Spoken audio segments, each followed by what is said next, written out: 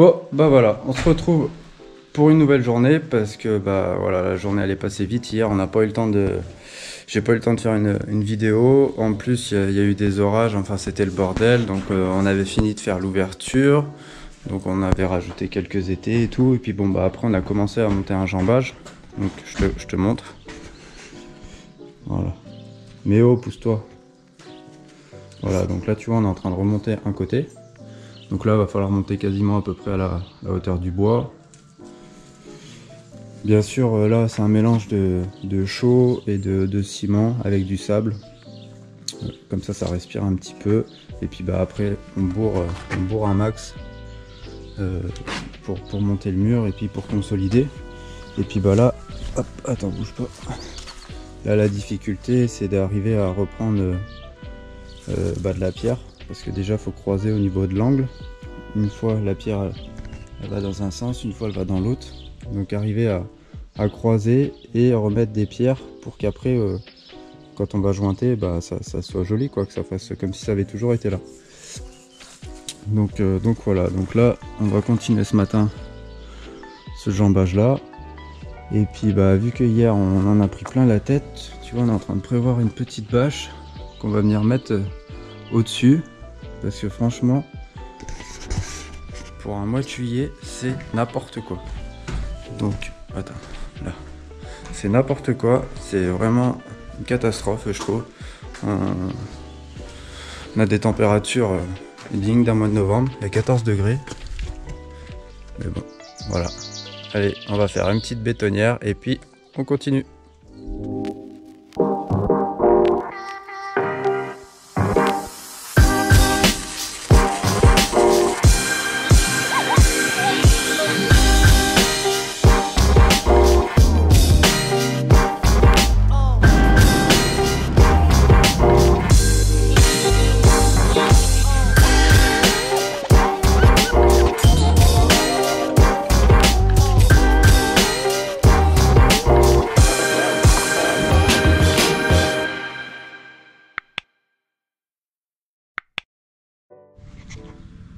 Bon bah voilà, fin de journée, je suis rincé, on en a pris plein la tête.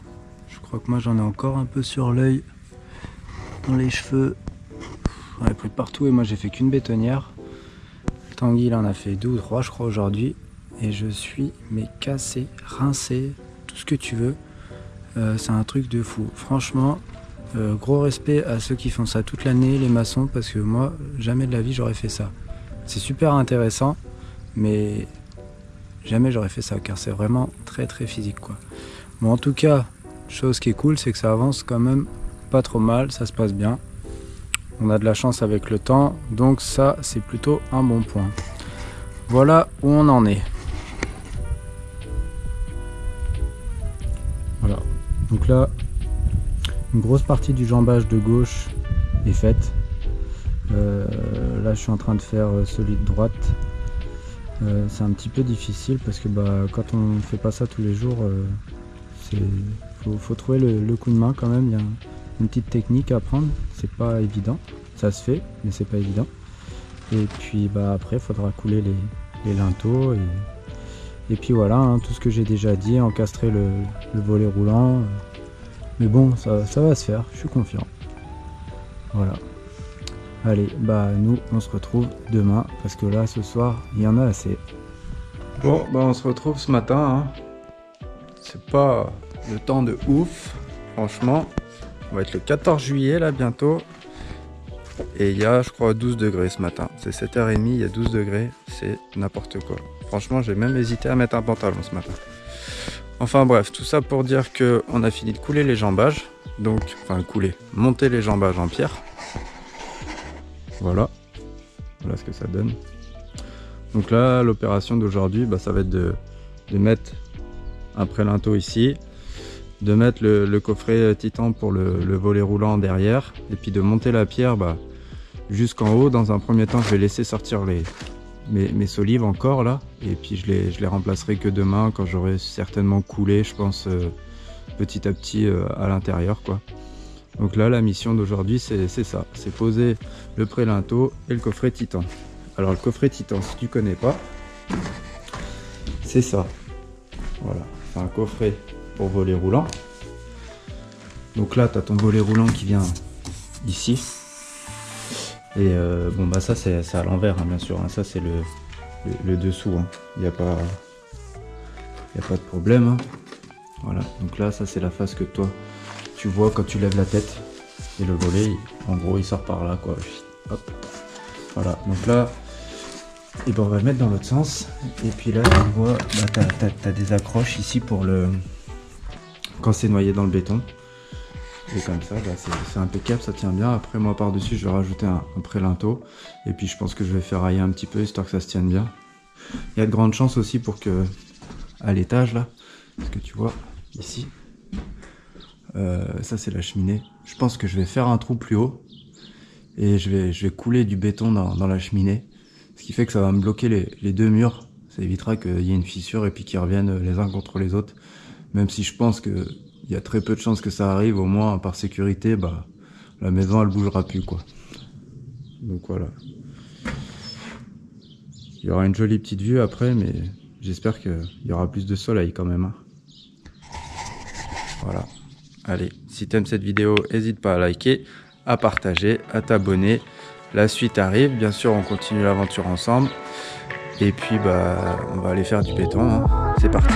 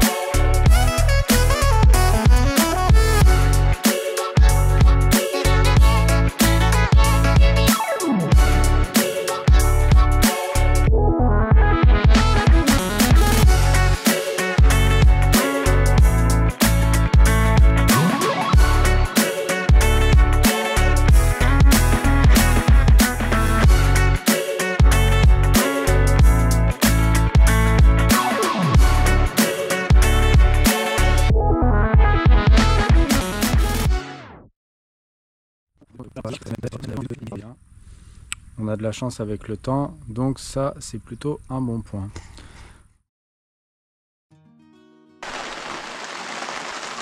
La bâche elle est pleine d'eau.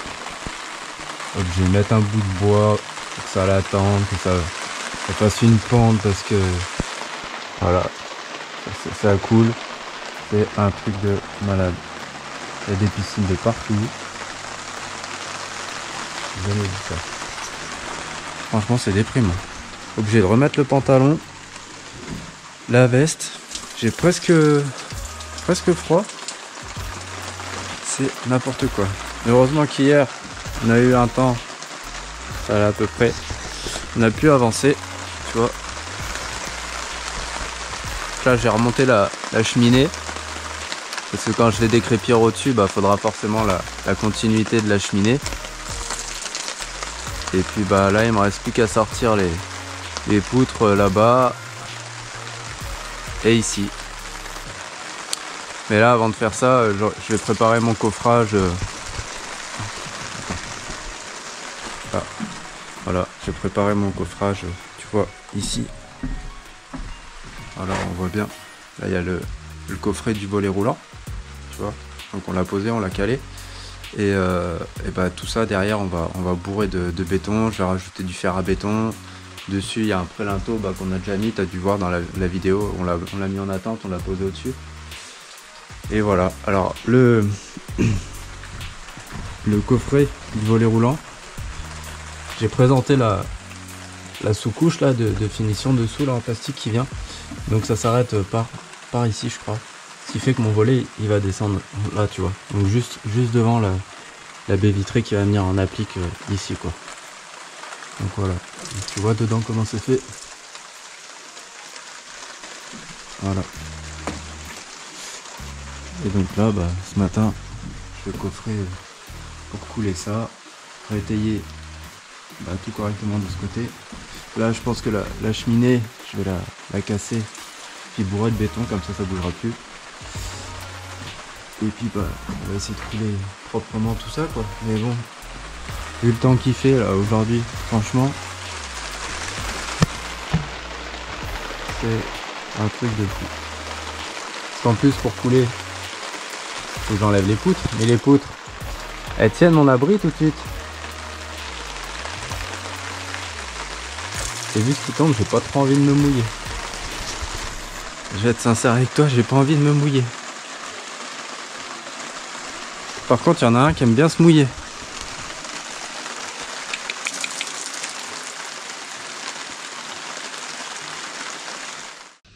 Ok, bon, t'as vu, ça a avancé un petit peu. Alors, aujourd'hui, on va continuer. Sans que ça paraisse, ça prend énormément de temps. Là, tu vois, ça fait déjà une semaine que je suis dessus et je suis pas tout seul. C'est quand même assez long, faut pas être pressé. Par contre, le fait de le faire soi-même, on peut pas dire que ça fait pas des économies. Parce que je pense que au minimum pour une ouverture comme ça, nous dans notre région, il aurait fallu compter peut-être entre 3 et 5 000 euros, je pense. Donc là, hier soir, vu qu'il nous restait un petit peu de colle, bah tu vois, j'ai enlevé le linteau en bois qui était à la cave. Tu sais que j'en avais déjà parlé là avant quand on avait bouché. Puis j'ai remis quelques pierres. Vu que là il me reste encore des trous, je vais en profiter pour passer un fourreau pour aller après alimenter mes spots de la cave. De la cave, je suis pas réveillé ce matin, c'est 7 h, je suis pas réveillé encore.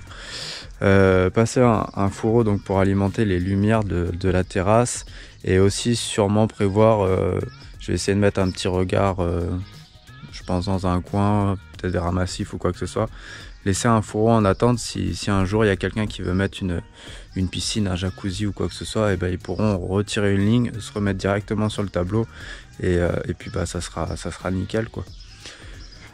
Donc voilà, donc là aujourd'hui on va couler le béton.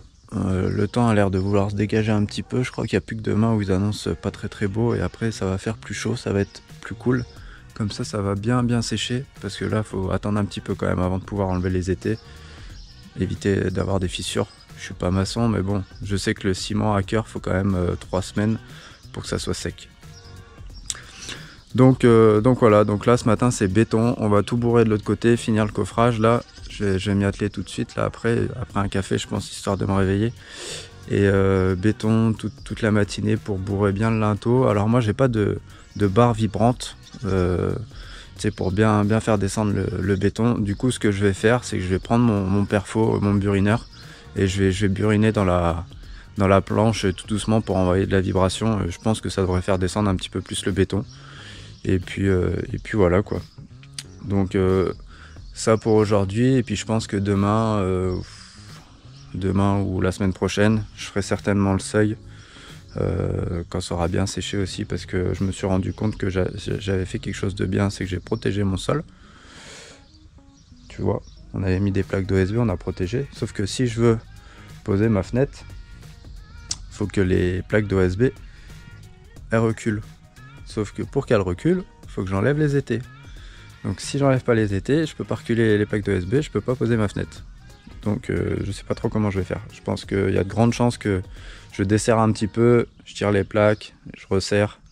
Comme ça je pourrais avancer et en même temps je laisserai étayer. C'est pas en 5 minutes, je pense que ça va bouger, mais bon. Voilà quoi. Allez, on y attaque hein, parce qu'il y a du boulot. Hein. C'est parti.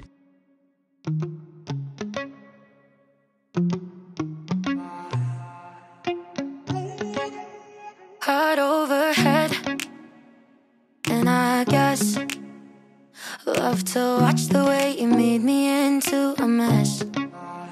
Hands on my dress, neon red. You were everything I didn't need until you left.